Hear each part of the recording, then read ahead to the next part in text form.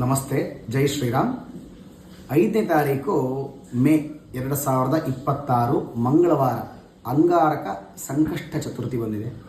ಅವತ್ತೊಂದು ದಿನ ನಿಮ್ಮ ಮನೆ ಅಕ್ಕಪಕ್ಕ ಎಲ್ಲಿ ಗಣಪತಿ ದೇವಸ್ಥಾನ ಇದೆಯೋ ಅವತ್ತೊಂದು ದಿನ ತಪ್ಪದೆ ಗಣಪತಿಯಲ್ಲಿ ಹೋಗಿ ಒಂದು ಸಂಕಲ್ಪವನ್ನು ಮಾಡಿಕೊಳ್ಳಿ.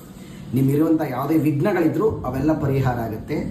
ಜೊತೆಗೆ ಅಂಗಾರಕ ಸಂಕಷ್ಟ ಚತುರ್ಥಿ ಬಂದಿರೋದ್ರಿಂದ ಯಾರಾದರೂ ಮನೆ ಕಟ್ಟಬೇಕು ಅಥವಾ ಮನೆಯನ್ನು ತಗೋಬೇಕು ಅಂತ ಬಹಳ ಆಸೆಯಲ್ಲಿದ್ದರೆ ಅವರು ಗಣಪತಿಗೆ ಒಂದು ತಟ್ಟೆಗೆ ತೊಗರಿ ಬೇಳೆ ಹಾಕಿ ಅದರ ಮೇಲೆ ಬೆಲ್ಲದ ದೀಪವನ್ನು ಹಚ್ಚಿ ದೇವರನ್ನ ಪ್ರಾರ್ಥನೆಯನ್ನು ಮಾಡಿಕೊಡಿ.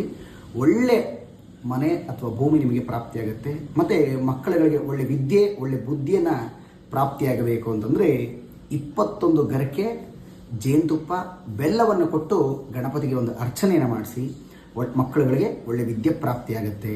ಮತ್ತು ನಿಮಗೆ ಯಾವ್ದಾರು ರೀತಿ ರಾಹುಕೇತು ದೋಷಗಳಿದ್ದರೆ ಆವತ್ತೊಂದಿನ ಗಣಪತಿಗೆ ಒಂದು ಫಲಪಂಚಾಮೃತ